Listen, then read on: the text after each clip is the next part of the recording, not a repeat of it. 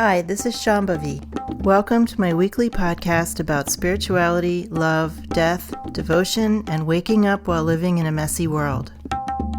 The Satsang with Shambhavi podcast is recorded live each week with students of our nonprofit community, Jaya Kula. For more information and to find out about attending a satsang, visit jayakula.org. Thanks for listening. Much love to you, wherever and however you are.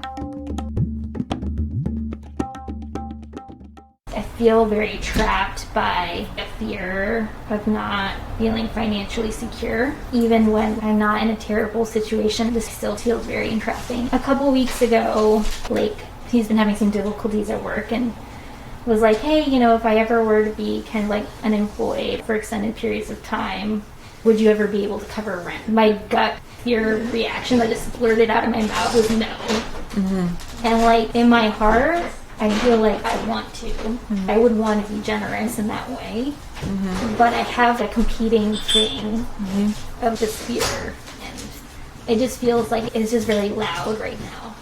Our relationships to money usually have long ancestral roots, how we relate to money.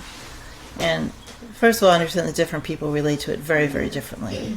I recognized that when I was younger and somebody said to me, I'm feeling really great, I have $500 in the bank. And I was like, what? And then somebody else said to me a little while after that, I don't feel safe unless I have $100,000 in the bank. And that was equally like this for me at the time. It made me realize that security and money are completely conditioned responses based on lots of different factors, not always enumerable. But the mistake that you're making is by thinking that if you had enough money, you would feel safe and that fear would go away.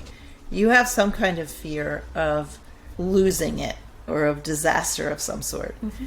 And I'm sure that has long karmic echoes back generations. You have decided in this life, in any case, that money is the thing that's going to save you from that. And that is an error in judgment. That's an error in clarity. It won't. Because the fear just lives, and it's going to live until you address that without thinking that something external is going to resolve it. If it comes from long ago, and it's echoing through you, through your ancestors, nothing that you do in this life externally is going to make that go away.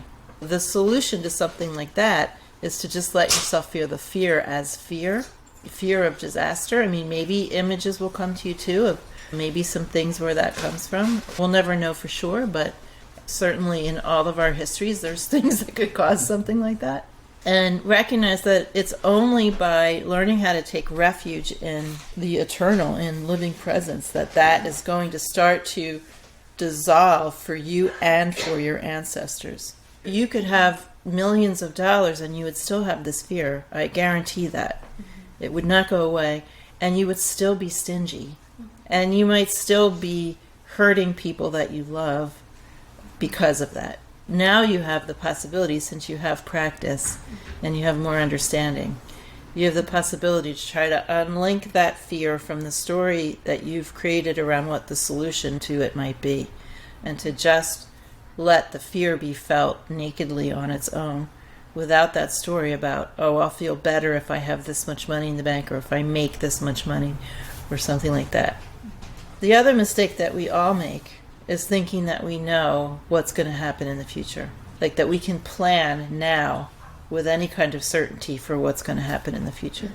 We can't do that. You could make money and you could save money and you could deny support to your partner in a time of need, and you could sacrifice a lot and your savings could be wiped out in an instant due to some unforeseen circumstance. Or you could become really, really ill and not ever be able to work again.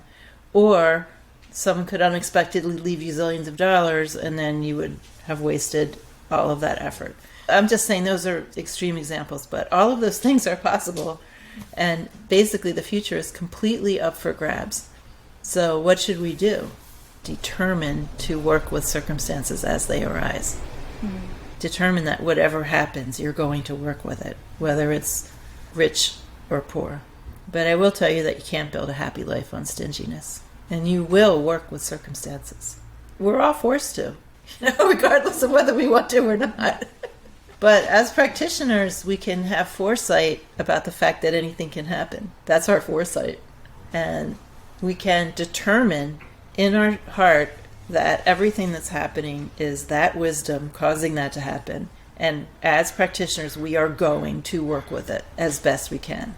And that can be a great relief, rather than us soldiering on our own, trying to fix the future in some way that we think is going to ameliorate our anxiety. All it does is perpetuate the anxiety when we have that attitude.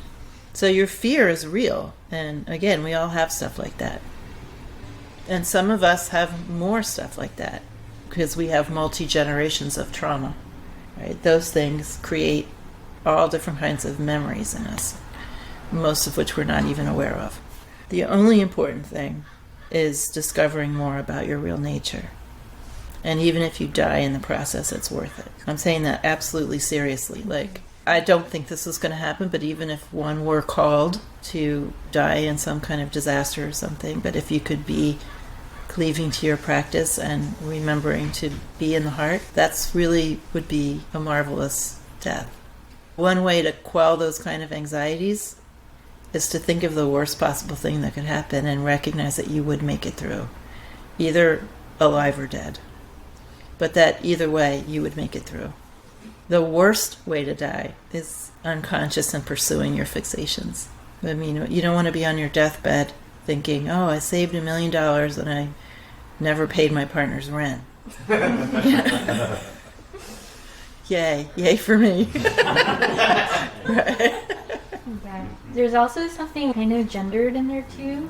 Yep. So just throwing that out there too. Then it feels weird to me and yucky. I'm going to share something very unwelcome with you, as is my job very often. But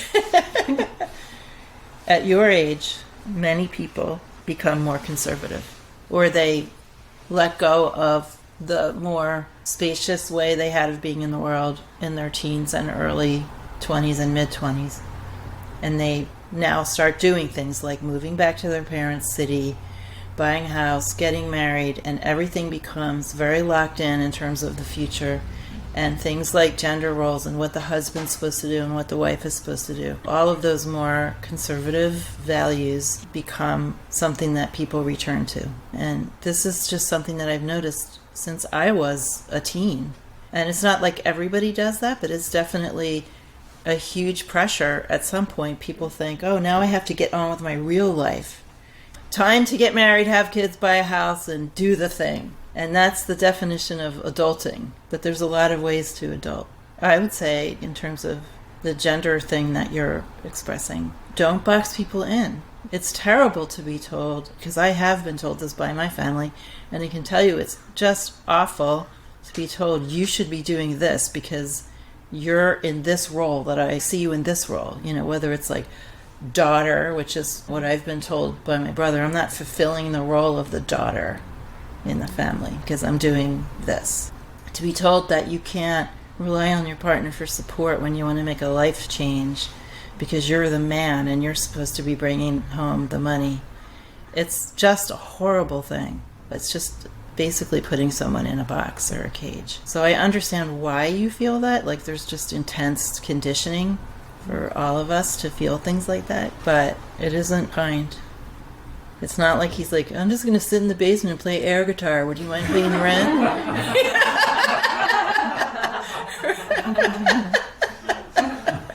Right? He's already got a second career. He's already taken a lot of steps to start a second career.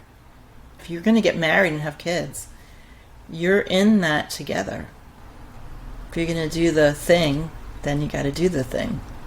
You can't say, well, I'm going to get married and have kids and buy a house, but I'm going to treat you like a boyfriend.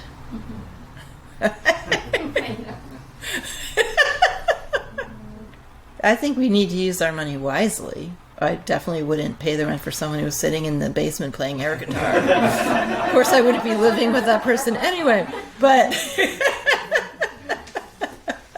Yeah, it kind of challenges my own feeling of being the breadwinner, even if it's for like a temporary phase. You're on a very different career path than he is. You may be making more money than he is from here on out, even if you were full-time employed. That might just be what happens. Where does things like insurance and considering getting a 401k fit in with that? Because those are things that are supposed to be mitigating the future in some way. Well, that could happen, but you also have to be open to the openness of life. All of our retirement funds could get wiped out by the government. Sure. What Pacha Rinpoche said was plan, but not too far ahead. You don't want to spend your life planning to fix in this future that you're not sure is really going to happen. Put away some money, but not so much that you're ruining your life now. And just understand that some of us are going to be wealthy and some of us are going to be poor, no matter what we do. You know, that's like, not all of this is in our control. We all have different karmic relationships to making money and how we make money and how much money we make and what circumstances we live in. Actually, it seems to me that sometimes the richer you are, the more boom and bust cycles you go through. Although maybe the bust cycles aren't what people like us would consider to be bust cycles. But anyway, but it's very much worth investigating our relationships to money and trying to get on a more sweet relationship with money. Whether we have very little or a lot, we can still be in a sweet relationship with money if we recognize what's really happening here and that we only have control over a small bit of it. I was listening to one of your talks the other day, and you were speaking about how to do pranam. Like, she gave teachings around how to properly pranam and how you should look the person from head to toe. Maybe you could speak about that. The purpose of someone like Ananda Mayamak showing up in human form, and of us having teachers at all in human form, is so that we can recognize that the essence nature of our teachers, and even the essence nature of Ananda Mayama, an avatar, a greatly realized being, that our essence nature is the same as theirs. That is the purpose of having teachers, even teachers of the caliber of Ananda Mayama. So what she's saying in her instructions for pranaming is to experience darshan, real darshan, to see and be seen in such a way that you recognize your identity with essence nature or with the divine or with wisdom, all the same thing. She recommended that you look up into the eyes of whomever you're pranaming to, and there's mutual darshan, mutual seeing and being seen, mutual recognition of the nature of the self, of the nature of reality. And then when you go down and you pranam to their feet, you are pranaming to your own essence nature and the essence nature of everything. You're not pranaming as if that person were someone separate that you're just making obeisance to, you know, and some like, I am a lowly worm and you are the great one. That's what she doesn't want. She wants you to recognize yourself in her and then pranam, so that you're pranaming to the self, not just to someone in a form that you revere. She had many other ways of expressing that in word and deed. Certainly one of the ways that she expressed it was by saying, I'm not your mother, I'm your little child, I'm your little daughter. So someone that has come out of you that you would take care of. So instead of saying you have come out of me and I'm sort of in charge of you, I'm the boss, she's saying, no, I came out of you. I'm your child. I'm your daughter. And she said that she appeared because generations of people had prayed for a female incarnation of the divine. So she literally meant that she came out of us, out of our prayers. But she embodied that by saying, I am your little girl. I am your daughter. And there's photos of her lying in the laps of students and letting them feed her like a little child. And so we learn how to care for the self. We learn how to care for each other through caring for her that way. That's another way that she expressed that recognition of our own essence nature being totally enlightened as anyone we would recognize as being enlightened. She wanted to have a tremendous amount of intimacy with her students. She wanted them to see how she was living. She's had them sleep in her bedroom sometimes, on the floor next to her. She ate with them. She laughed and traveled with them. She wandered around. If there were cafes, I'm sure she would have gone to cafes with them. But she wanted us to be intimate with wisdom, not to hold her or anything else at arm's length. In fact, there's things she says in Satsang, don't hold me at arm's length, or why are you holding me at arm's length? I am your very self. And I think this is a hallmark of many teachers in Indian traditions, that they are exceptionally transparent to and intimate with their students in a way that we're not used to as Euro-Americans, dealing with our religious figures who are kind of like in these weird clothes, up on these podiums, thrones and things. Even the Tibetan teachers can be a little bit like that, kind of forbidding. But when you go to India, people throw themselves at their teachers. They throw themselves at the statues of the deities. They smear their teachers with things and put things around their neck and dress them and feed them. It's really quite different and quite terrifying when you're not used to it, and also quite astounding and wonderful. Satsang with Shambhavi is produced by Jaya Kula, a nonprofit community offering opportunities to learn and practice in the direct realization traditions of Trika Shaivism and Dzogchen. If you enjoyed listening, please help us keep this podcast and many other teachings open to all by making a monthly or one-time donation. Visit jayakula.org to make a donation and explore more of our offerings.